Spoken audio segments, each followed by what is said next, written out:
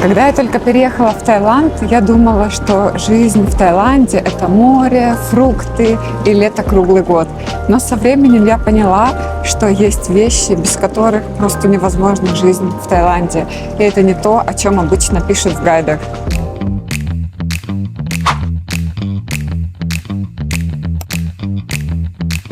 Первая и самая очевидная вещь – это кондиционер.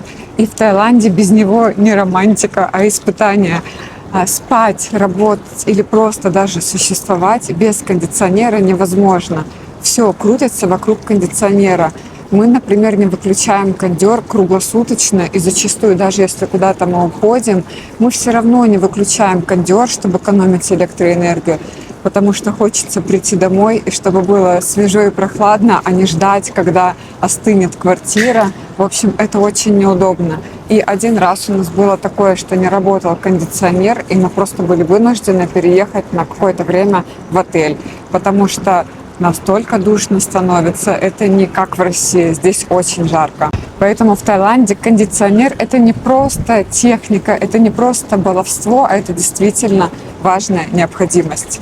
Доставка еды – это история не про лень, а действительно про удобство.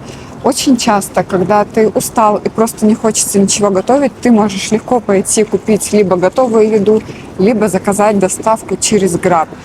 Да, конечно, кто-то скажет, что это очень дорого, и мне проще приготовить еду у себя дома. Но если ты один, то зачастую готовить еду дома просто становится невыгодно и дешевле купить какую-то порцию еды за 50, за 60 бат.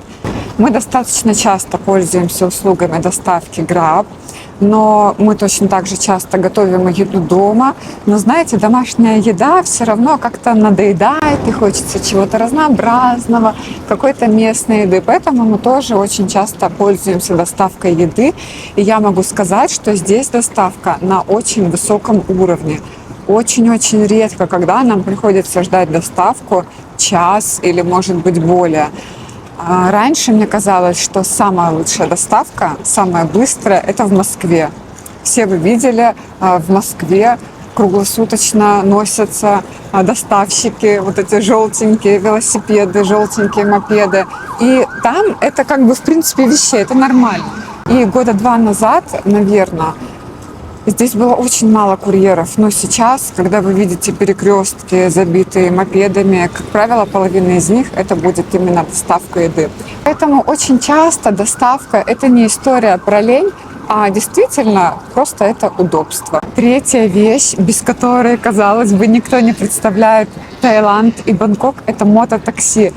Пробки в Бангкоке – это отдельная форма жизни. Если сравнивать уровень пробок в Москве и здесь, то здесь определенно пробки гораздо сильнее. Часто бывает такое, что ты перемещаешься в центре города, если это час пик, то вот реально какой-то километр-два можно ехать часа полтора, вот прям с легкостью. То есть здесь уровень пробочности достиг своего максимума. И мототакси – это единственный способ не терять по 2-3 часа в день. Я на самом деле услугами мототакси не пользуюсь. Один раз, наверное, я всего лишь по фану решила прокатиться на мототакси. Мне понравилось, было немножко страшно, но я почему-то, видимо, труслива. И я очень люблю ходить пешком. И если куда-то нам нужно поехать за продуктами там, или в какое-то место, там, в парк, в торговый центр, мы едем на автомобиле. Но я знаю, что очень многие те, кто тут живут, они регулярно пользуются услугами мототакси. Например, если вам нужно доехать куда-то в пределах 30-40 минут, то услуги обычные такси, машины, будут стоить бат 400-500, а мототакси где-то бат 60-80. То есть экономия колоссальная, плюс еще, насколько я знаю, не понаслышке, этот адреналин и кайф, когда ты едешь на мопеде. Это, конечно же, своя такая, своего рода романтика. Четвертая вещь – кафе. Здесь кафе как будто бы даже не про еду, а про то, что ты можешь сменить свою домашнюю локацию и пребывать еще где-либо.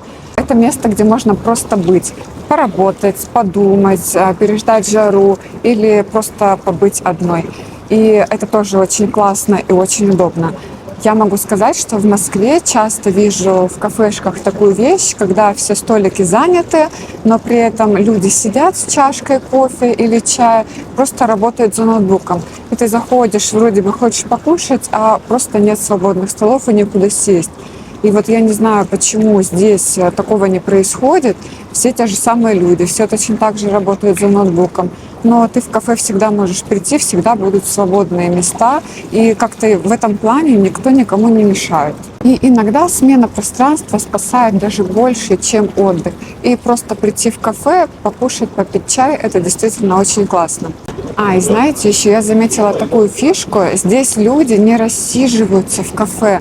Нет такого, что человек пришел в кафе с подружкой поболтать, и вот они просто убивают время, просто занимают этот стол, да, сидят, болтают. Нет, здесь такого нет. Как правило, тут клиентская оборачиваемость очень быстро. То есть человек пришел независимо там покушать или попить, как-то вот он заказ сделал, 20-30 минут, и все, и столик уже свободный. И пятое, самое главное, это ощущение, что тебя никто не трогает. Я думаю, уже из каждого утюга вы слышали про уровень безопасности в Бангкоке и в Таиланде в целом. И это действительно очень такая глубокая тема, и она очень важная, особенно для девушек, для женщин. То есть здесь ты можешь спокойно вечером выйти в магазин. Вот я вчера ходила где-то в половине 10 вечера, уже было темно, я ходила в Биг-Си.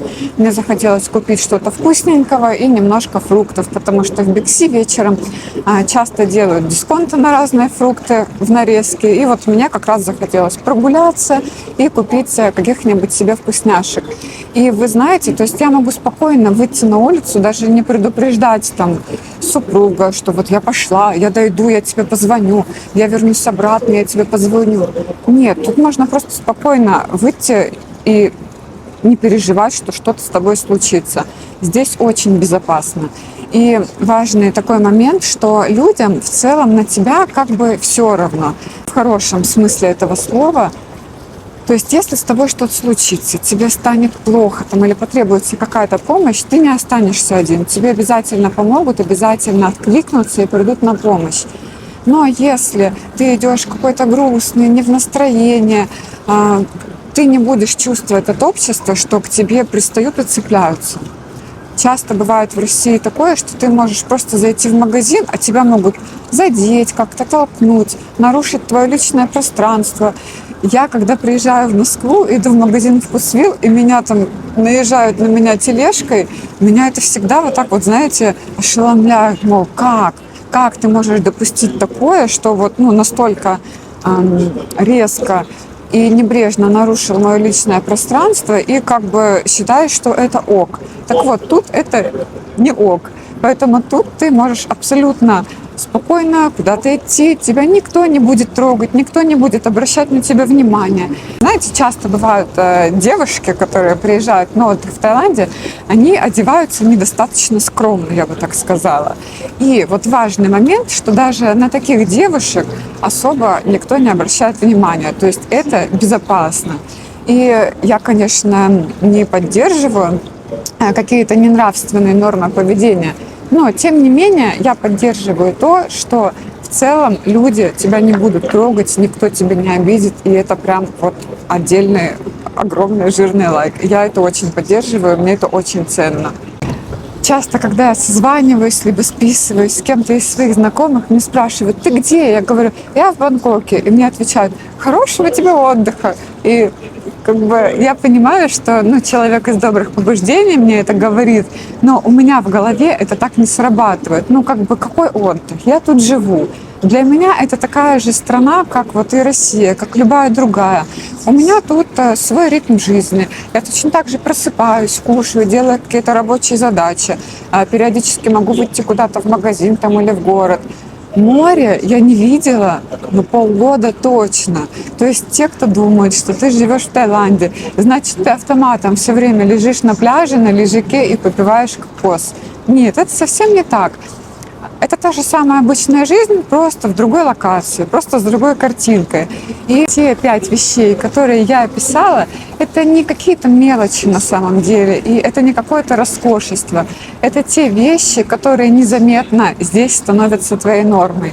В России как бы это не норма, да? Почему я постоянно сравниваю с Россией? Ну, потому что я русская девочка, я приехала из России.